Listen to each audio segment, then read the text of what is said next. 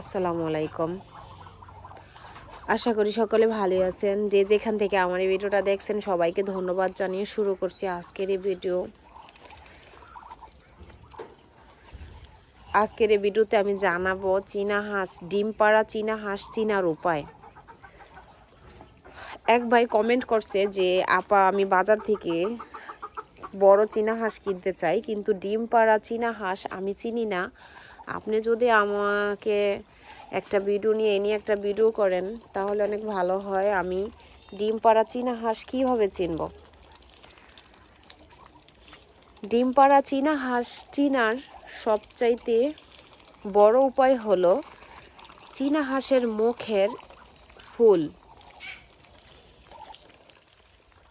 এই যে প্রত্যেকটা চীনা হাঁসের মুখে দেখবেন এমন ফুল আছে, কিন্তু আসলে চীনা হাঁসের মুখে ফুল থাকলে আপনারা চিনবেন ঠিক আছে, কিন্তু আসলে চীনা হাঁসের মুখের ফুল কীরকম থাকলে তার কেমন বয়স হতে পারে ওইটা অবশ্যই আপনার জানা জরুরি। যদি আপনি ডিম পাড়া চীনা হাঁস বাজার থেকে কিনতে চান তাহলে অবশ্যই আপনার এটা জানা প্রয়োজন যে আসলে এর বয়স কীরকম হতে পারে। আপনি নিয়ে আসলেন একটা 3 বছর 4 বছরের চীনা হাঁস, কিন্তু আসলে আইসা আপনার ভালো ডিম দিতেছে না, বাচ্চা দিতেছে না। এক্ষেত্রে আমার এই চীনা হাঁসের বয়স 6 মাস শেষ হইয়া 7 মাস চলতেছে, ও এখনো ডিম পারে নাই। ও ডিমের জন্য জায়গা খুঁজতেছে বা ডিম পারবে এমন টাইপের চলতেছে। ও এই কিছুদিনের মধ্যে ডিম পারবো। আপনারা দেখবেন চীনা হাঁসের এই ফুলগুলা দেখেন, আপনি দেখলে বুঝতে পারবেন ওর বয়স কম, তাই ফুলগুলা খুবই কম। যদি দেখেন এরকম অবস্থায় আছে তাহলে বুঝতে পারবেন যে এগুলার বয়স কম।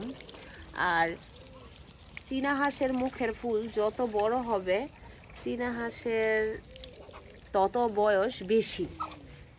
এই যে আমার এই হাঁসটায় সবচাইতে বড় বয়স্ক হাঁস, এর মুখের ফুলগুলা দেখেন অনেক বড় বড় বা বেশি। এর বয়স 4 বছর। তো এরকম এই যে এইটারও কিন্তু মোটামুটি আছে, এর বয়স ধরেন 3 বছর। তো চীনা হাঁসের মুখের ফুল যত বড় হবে তত চীনা হাঁস ডিম মানে বয়স বেশি হবে। তাই অবশ্যই যদি আপনারা বাজার থেকে চীনা হাঁস কিনে নিয়ে আসতে চান তাইলে অবশ্যই দেখবেন যে চীনা হাঁসের ফুলগুলা কীরকম। যদি দেখেন না মানে চীনা হাঁসের এরকম, তাহলে বুঝবেন এ প্রাপ্তবয়স্ক হয়েছে বা ডিম পারছে একবার।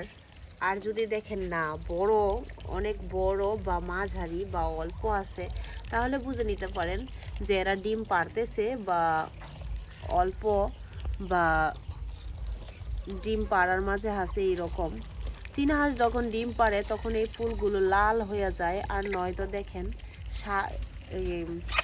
হালকা লাল থাকে। আর যখন ডিম পাড়ে তখন ওদের এই ফুলগুলা বেশি লাল হয়ে যায়।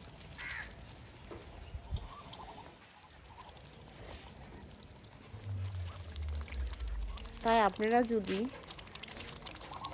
আমার আইডিয়ায় আমি বলি যে চীনা হাঁস আপনারা যদি লালন পালন করতে চান তাহলে অবশ্যই বাজার থেকে বড় চীনা হাঁস না কিনা ছোট থেকে বড় কইরা তারপর আপনারা লালন পালন করলে বেশি লাভবান হতে পারবেন। আপনি ঠিক মতো ভালো খাবার দিয়ে যদি চীনা হাঁসে লালন পালন করেন ইনশাল্লাহ আপনারা চীনা হাঁস পাইলে লাভবান হবেন।